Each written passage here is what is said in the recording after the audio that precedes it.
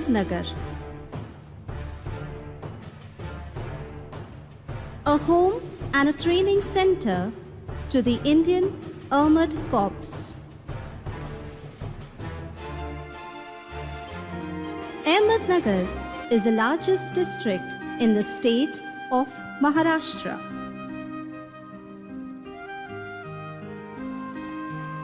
Its colorful culture reflects India's splendid diversity.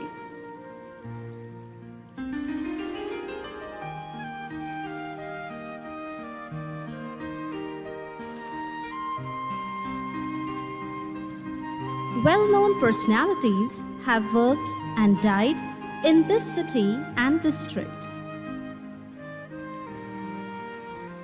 The most outstanding monument of Christian involvement in the educational field is the Ahmednagar College, a splendid college affiliated to the Pune University. It stands tall as a center for spirituality.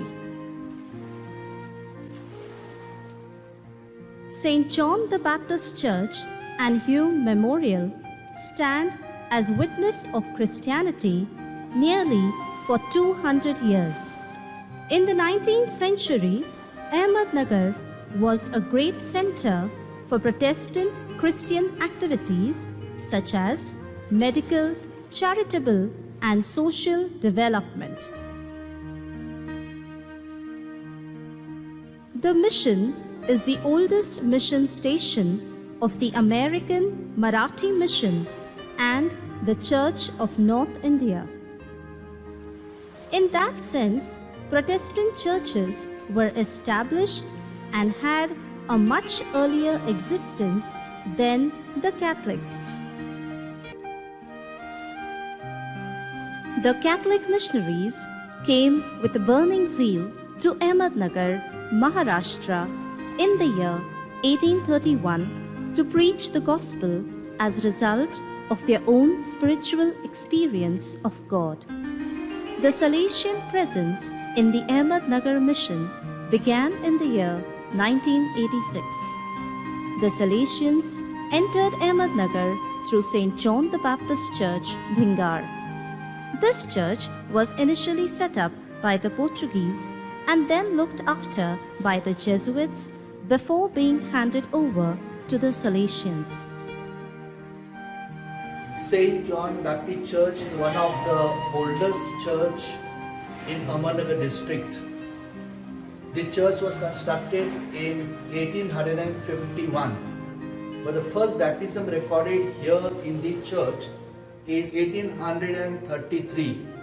During that time, the diocesan priests were parish priests here, 1833 to 1852. After that, 1852 to 1854, Carmelite fathers took charge of this parish. 1854 to 1986, the Jesuit missionaries were ruling over almost the whole of Nagar district, and the parish priests then were Jesuit fathers. In 1986, the Salesians were invited to take charge of this parish. Up to now, Don Bosco fathers are the parish priest here in the church, and I am the parish priest here. I am the 57th parish priest according to the list that you will see from 1833 till up to now, who were the parish priest. At present, we have 11 mission stations where we go for mass and all the religious functions. Father William Falcao was instrumental in facilitating a smooth transition from the Jesuits to the Salesians. Father Falcao sought out ways and means of expanding the Salesian presence in the region. He purchased some land and began a technical and state board school. He also initiated the Don Bosco Housing Society project and the cooperative savings scheme to benefit the locals. I was asked by Father Chris sometime in the middle of June to take up the mission from the Jesuits. I saw a lot of scope for youth and pastoral work, mission work in this parish. The parish had two churches. One was, of course, the main parish church that time, St. John the Baptist at Bengar, the cantonment, and the other was St. Anne's Parish in the city. St. Anne's Parish was very old and very small, tiny church. St. Anne's.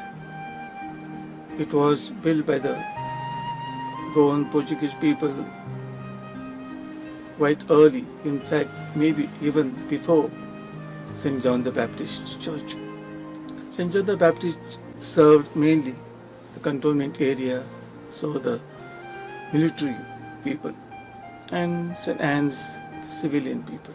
More or less, this was the division, though of course they intermingled. They came from one church to the other. There was no issue because after all it's just one parish. Because the parish church was St. John the Baptist parish church. The Salesians began to feel the need of bifurcating the parish to facilitate administration and mission. In 1995, the original parish was subdivided into three parts: St. Anne's Parish, Don Bosco Savedi, and St. John the Baptist Bengar. Each of these had their own set of opportunities and challenges. The Salesians appointed to these missions committed themselves wholeheartedly to the task.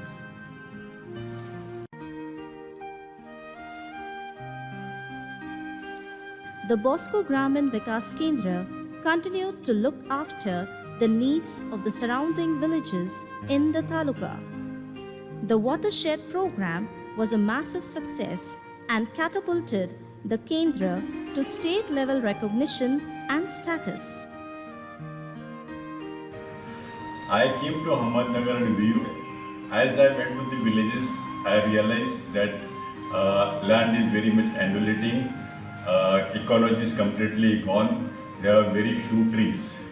And with that situation, could see that there were no any earthen structures or water harvesting structures. So that's why most of the water was going out of the command area. Ahmednagar has about 10 to 15 inches of rainfall. 1992, we completed a first project at Dongargarh. By 2010, we had completed 23 watersheds.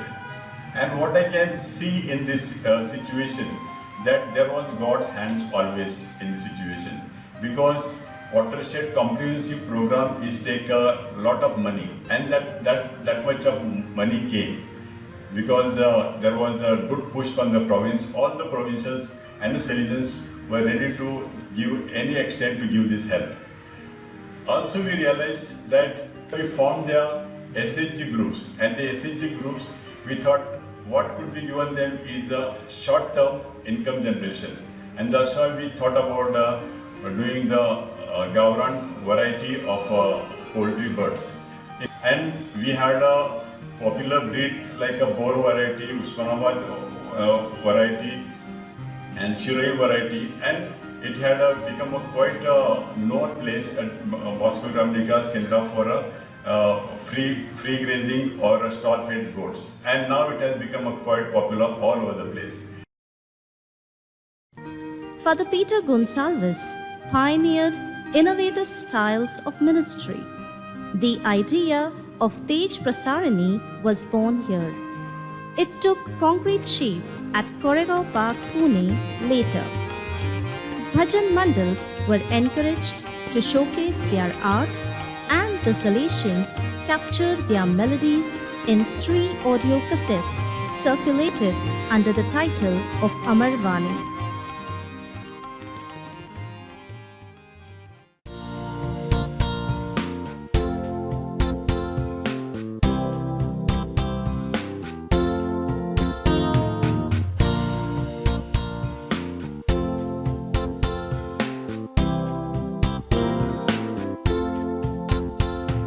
to go to the peoples and proclaim His name, to go with the torch of faith aflame, to go as He bid to the ends of the world, to build up His church and increase His fold, to go to the young with the Father's love, to go for the change that He brings about, to go in the Spirit, to pray and to heal with Don Bosco's missionary zeal.